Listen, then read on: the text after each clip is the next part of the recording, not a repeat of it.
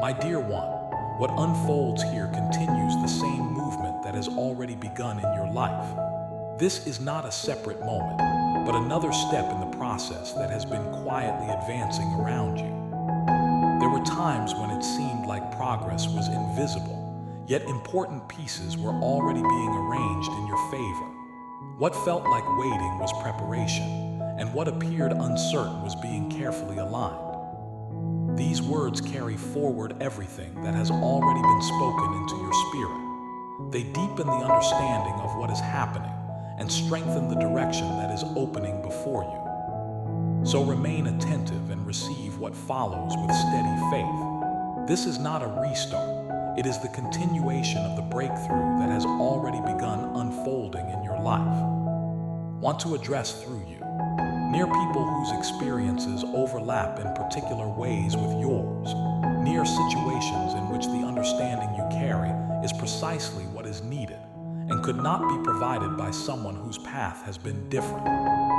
Do not be ashamed of what you have been through. Do not feel the pressure to edit your history before presenting yourself as someone capable of being useful. The edited version of you has less access than the real version.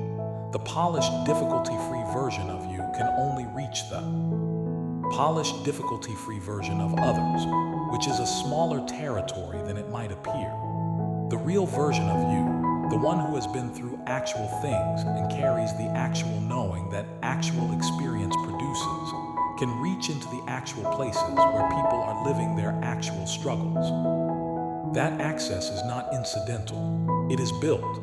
I allowed what I allowed in your life, including the parts that were hard, not to damage you, but to give you a reach that a life of uninterrupted ease could never have produced. Notice that the people you have been most helped by in your own difficult seasons were rarely the people with the most impressive credentials or the most polished presentations. They were the people who knew what they were talking about from the inside, whose presence communicated not just the right information, but the right understanding, the kind that comes from having actually been in a comparable place. You have been that person for others. You may not have known it in the moment, but there have been people who walked away from an encounter with you carrying something they needed and could not have found anywhere else that day.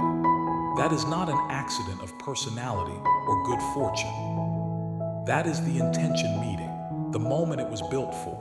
So when you look back at the difficult chapters, at the things that cost you and the seasons that were silent and the losses that you have carried forward in ways you are still learning to hold, I want you to see them differently than you have been seeing them. They are not evidence that I was not paying attention, and they are not proof that something went wrong that should have gone right, that you were given less than others, that the making was somehow flawed. See them as the underground work, the foundation phase, the excavation that had to happen before the structure could rise, the preparation of a child of mine who is now in this season ready in ways they could not have been without having gone through exactly what they went through.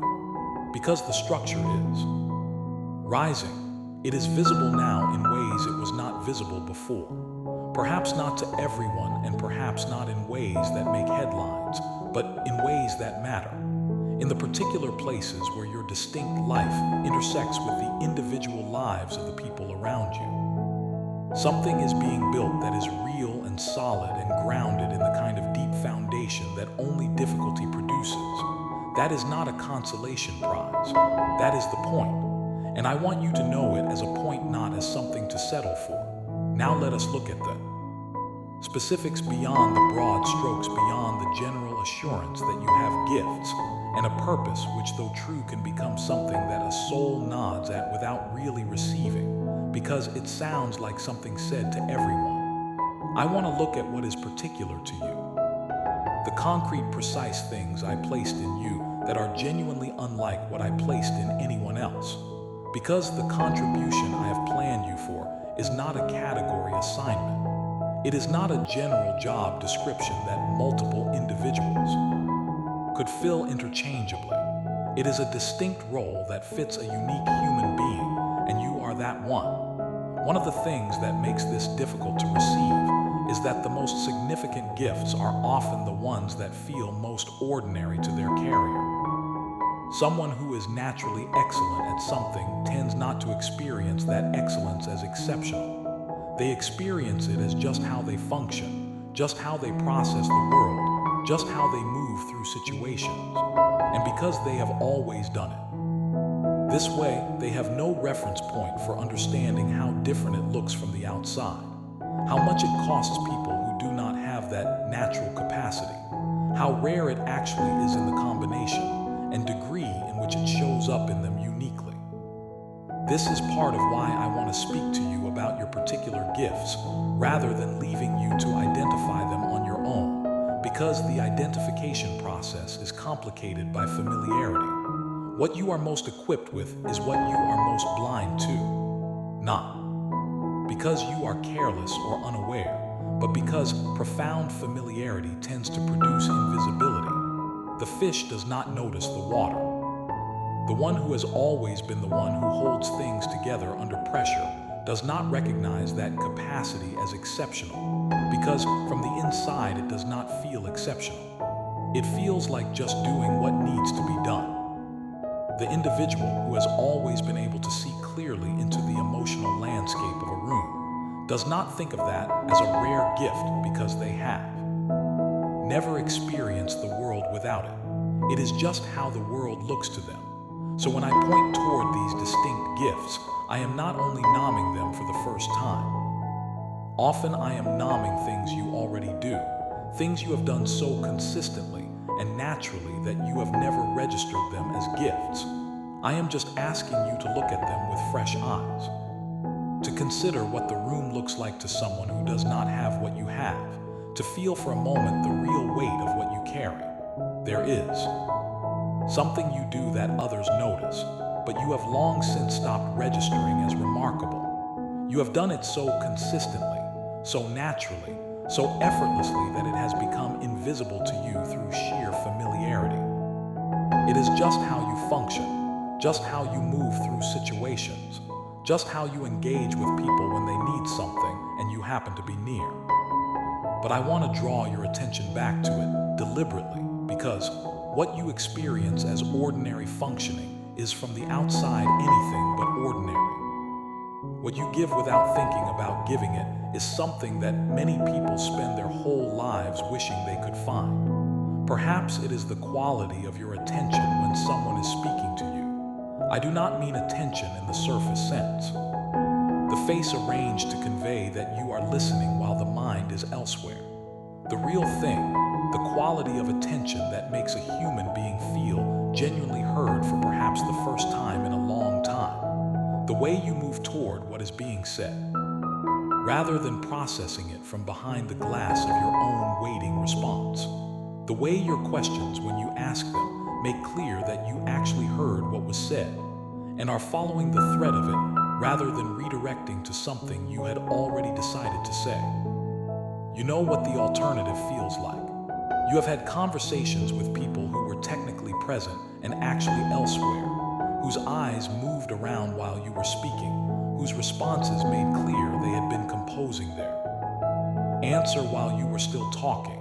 You know the particular loneliness of being with someone and not being received by them. What you give to people is the opposite of that fully received, actually heard. That is not a small thing. That is a rare thing, and I placed it in you. Or perhaps the distinct gift that shows up most consistently is in the domain of thinking. The particular angle your mind takes when a situation needs to be understood or a problem needs to be worked through. You do not process things the same way most of the people around you process them.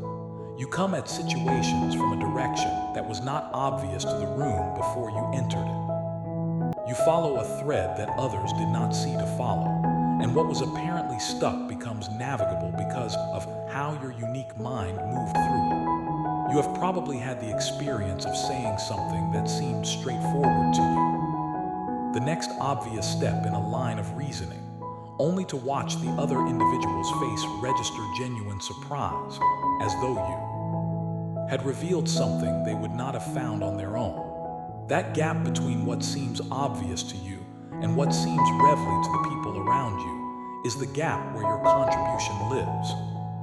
It is the space where your particular kind of thinking meets the actual needs that the people around you have. Maybe the gift is in the domain of making things, the particular quality that passes through you into whatever you create. Whether you create with your hands or with words or with sound or with the arrangement of space or with the arrangement of systems or with the cultivation of relationships, there is a fingerprint on your work that could not belong to anyone else. Something about the way you bring things into being has a quality that reflects the maker at a level deeper than technique. When someone encounters what you have made, even if they cannot articulate why, they are receiving something that passed through a unique individual. That uniqueness is part of what makes it matter to the one receiving it. You have felt this yourself when you have encountered something made by another person that stopped you with its particular quality of presence. You were not only receiving the artifact, you were receiving the soul behind it. That is what your work offers. That is not an accident. Consider your capacity for care. The way other people's struggles find a genuine landing place in you rather than bouncing off a surface of polite concern. The way you have lain awake thinking about someone who is going through something hard, running through what might help, feeling the weight of their situation as though it were partly yours. The way you have chosen inconvenience in order to show up for someone who needed to not be alone. Not because someone was watching and would be impressed, but because not showing up was not something you were capable of doing in good conscience. That responsiveness, that movement toward difficulty rather than away from it is not weakness. It is not a failure of healthy boundaries in every instance where it appears. It is the active expression of the intention I built into you. The thing that positions you to offer the kind of care that actually reaches a soul in distress, rather than the kind that stops at the comfortable edge of what is easy to give. The world does not lack people who feel sympathy at a distance. It does not lack people who are moved by someone else's pain for a moment and then return comfortably to their own preoccupations. What the world does not have enough of is people who stay, who are moved and then act on the movement, who feel the pull of someone else's need and move toward it rather than away from it, who show up not because it is convenient or because they will receive recognition for showing up, but because the calling inside them is oriented toward need and will not allow them to look away without cost. You have that orientation. It has sometimes been inconvenient. It has sometimes led you into situations that drained you or complicated your life or required more of you than felt sustainable.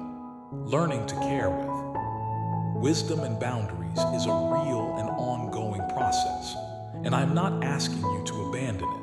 But I'm asking you to recognize the underlying orientation as a gift rather than a liability. The world needs people who are oriented toward need, who feel the pull of someone else's difficulty and do not dismiss it.